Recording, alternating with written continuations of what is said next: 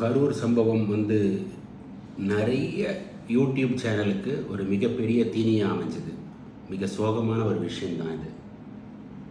என்ன இப்போது இந்த 40 பேர் குடும்பத்துடைய நிலைமையை நினச்சி பார்க்குறப்போ, இன்றைக்கி அவங்களுடைய வீட்டில் எப்படி அவங்க ஒவ்வொரு நாளும் தூங்கி எழுந்துக்கிறாங்க, எத்தனை டாக்டர்கள், எத்தனை இன்ஜினியர்கள், எத்தனை ஐஏஎஸ் ஆஃபீஸர்கள், எத்தனை தொழிலதிபர்கள் உருவாகியிருப்பாங்க அந்த இளைஞர் சமூகத்தில் இருந்து அப்படின்றது. பெண்கள் நிறைய பேர் இறந்துருக்காங்க. இதெல்லாம் ஒரு பக்கம் இருந்தாலும், யார் காரணம், எதனால் எப்படி நடந்ததுன்றதெல்லாம் நம்ம பேசி இப்போதுக்கு பிரயோஜனம் இல்லைன்னு நிறைய வீடியோவில் நான் சொல்லியிருக்கேன்.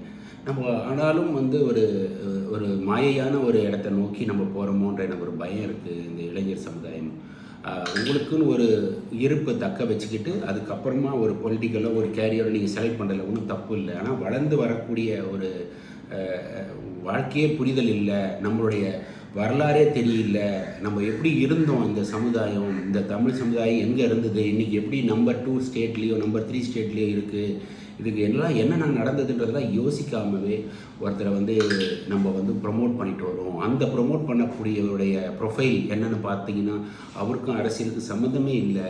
பட் இருந்தாலும் நம்ம ப்ரொமோட் பண்ணுறோம். அவர் மேலே ஒரு கவர்ச்சி, அவர் ஒரு ஹீரோ அப்படின்றது நம்ம பேசிகிட்டே இருக்கோம். இது எல்லாரும் பேசுகிறது தான், புதுசாக ஒன்றும் கிடையாது. உங்களுடைய விருப்பம் தான், அதெல்லாம் ஒன்றும் இல்லை. ஏன்னா உங்களுக்கு புரிதலும் இல்லை, எதை நோக்கி போகிறீங்கன்றது தெரியல. முதல்ல கடந்த காலகட்டத்தில் சினிமாவிலேருந்து வந்தவங்களும் வாழ்க்கையில் நிகழறத சினிமாவை எடுத்து அதுக்காகவே திருப்பி அதை போக்கணுன்றதுக்காக தான் படங்கள்லாம் எடுத்தாங்க, அதுக்காக தான் தொடங்கிட்டாங்க. அந்த காலகட்டம் ஓகே.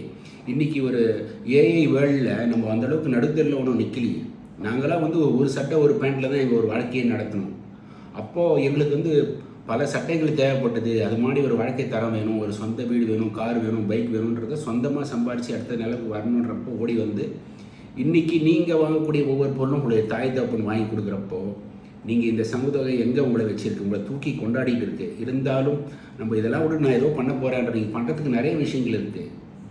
சயின்டிஃபிக்கலாக பண்ணலாம், நிறைய டெக்னாலஜிலாம் பண்ணலாம், நீங்கள் தொழில் ரீதியாக பண்ணலாம், சேவை பண்ணுறதுக்கு நிறையா வாய்ப்புகள் இருக்குது உங்களுக்கு.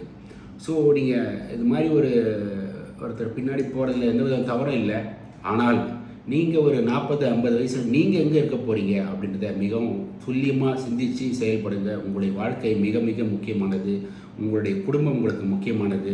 அனைத்துக்கும் மேலே நீங்கள் உங்களுடைய இலக்கை சரியாக போகிறீங்களான்றதை ஒரு வாட்டி ரிவ்யூ பண்ணிங்க. இதுக்காக தான் இந்த பதிவு. நன்றி, வணக்கம்.